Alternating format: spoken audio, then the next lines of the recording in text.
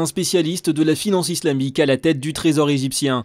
Dimanche, le président Morsi a remanié son gouvernement à la veille de l'arrivée au Caire d'une délégation du FMI venue discuter d'une demande de prêt. El Morsi, El Sayed et Ghazi, réputés proches des frères musulmans au pouvoir, remplacent Momtaz Al Saïd, l'homme clé des négociations avec le FMI. Sa mission, concrétiser un prêt de 4,8 milliards de dollars, aujourd'hui vital pour l'économie égyptienne. En Europe, les banquiers centraux, mais aussi le gouverneur de la BCE, Mario Draghi, poussent un ouf de soulagement. Le comité de Bâle réuni dimanche a validé leur demande d'assouplissement des règles en matière de liquidité. Objectif, assurer aux banques un niveau de liquidité suffisant en cas de fuite de capitaux. Les banques pourront à l'horizon 2015 faire face à une période de crise aiguë pendant 30 jours. Après la Russie, cap sur la Suisse pour Gérard Depardieu. L'acteur désormais franco-russe surfe sur le buzz de son pied de nez à la fiscalité française. Il a quitté dimanche soir ses nouveaux compatriotes de Mordovie, non sans s'être vu offert une maison et un portefeuille de ministre pour se rendre en Suisse. Gérard Depardieu assistera à la soirée de gala de la Fédération internationale de football, au cours de laquelle sera décerné le Ballon d'Or. Citoyen du monde, c'est ainsi qu'il se définit. Bonsoir à tous, Focus Echo, votre nouveau rendez-vous avec l'actualité économique. Soyez les bienvenus. Alors on sait, l'une des préoccupations des Israéliens, c'est l'immobilier, et pour cause, les prix ont littéralement explosé au cours de la dernière décennie. Pourtant la construction bat son plein un peu partout, mais visiblement pas assez pour satisfaire la demande. Alors pour en parler ce soir, nous accueillons Sandrine Ougria-Aron. Bonsoir. Bonsoir. Vous êtes notre experte et on souhaite la bienvenue aussi sur ce plateau à Jean-Marc Valency. Bonsoir. Bonsoir. Vous êtes entrepreneur associé à Harry Group, filiale du groupe Tchouva. Sandrine, en quelques mots, l'état de santé de l'immobilier en Israël, quel bilan laissez-vous? Alors l'immobilier en Israël se porte bien, mieux que dans beaucoup de pays, principalement en Europe. Il y a cependant une baisse au niveau du nombre de transactions qui ont été effectuées la dernière année.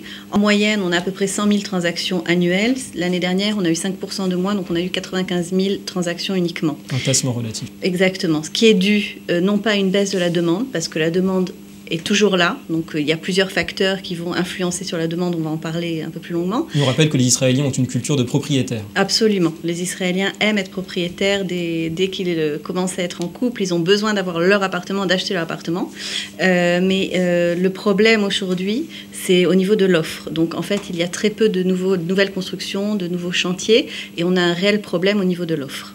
C'est votre analyse, Jean-Marc? Absolument, la pénurie commence à arriver. Il y a, comme on le disait, il y a 3 moteurs qui soutiennent le marché immobilier. La démographie, Israël c'est un pays qui a une très très bonne démographie. Il y a aussi une demande étrangère qui est très très soutenue. Et il y a aussi, comme elle le disait très bien, cette culture de la propriété très jeune. Donc tout ça ensemble fait que le marché est très soutenu et a de très beaux jours devant lui. Est-ce qu'on peut s'attendre à un changement de politique? On est à 2 semaines des élections législatives en Israël, un changement de politique du logement? Pas réellement, même si on l'espère. C'est-à-dire qu'il faut savoir que l'État en fait, est très important, est un élément très important dans l'immobilier en Israël. Simplement, quand il y a une transaction qui s'effectue, l'État va récupérer à peu près 50% de la vente. Donc c'est énorme. Voilà.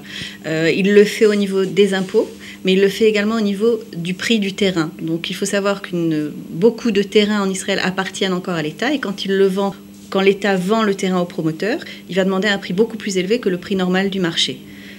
Donc il va récupérer en fait 50%. Donc ça, c'est quelque chose qu'il faut changer. La réforme doit avoir lieu. Netanyahou en avait parlé avant d'être Premier ministre, qu'il voulait faire cette réforme. Il n'a pas réussi, simplement parce que quand il vient avec une réforme au gouvernement, le gouvernement ne veut pas renoncer à une part de ses revenus et donc va aller contre ces réformes et ne va pas laisser faire les réformes. Un blocage politique, c'est votre avis, Jean-Marc? Écoutez, aujourd'hui, il y a une vraie volonté extérieure politique de faire baisser l'immobilier, on le voit dans tous les journaux, mais en réalité, ils n'ont pas cette réelle volonté. Ils ont, comme le disait ma collègue, ils ont les moyens de faire baisser par les charges sur les employés, les charges sur les matières premières au niveau de l'importation. Donc ils ont tous les outils devant eux nécessaires pour faire baisser de 30 ou de 40% l'immobilier. S'ils ne le font pas, alors que dans chaque campagne présidentielle on en entend parler, c'est que réellement ils ne veulent pas le faire. Alors justement, toujours au niveau des réformes, concernant les prêts hypothécaires cette fois, sur quels outils peut jouer la Banque d'Israël aujourd'hui? Alors la Banque d'Israël a de nombreux outils, dont évidemment le taux d'intérêt, qui est un des outils principaux à ce niveau-là. Elle a effectivement cette année baissé de 1%. Le taux d'intérêt, après l'avoir monté pour justement lutter contre les prix de l'immobilier. Donc pour eux, c'est un outil clé. Il faut savoir qu'il y a plusieurs sortes aujourd'hui de prêts que l'on peut prendre si on veut acheter un appartement. Donc il y a un prêt qui est indexé, donc indexé au coût de la vie, ce qui était toujours en Israël.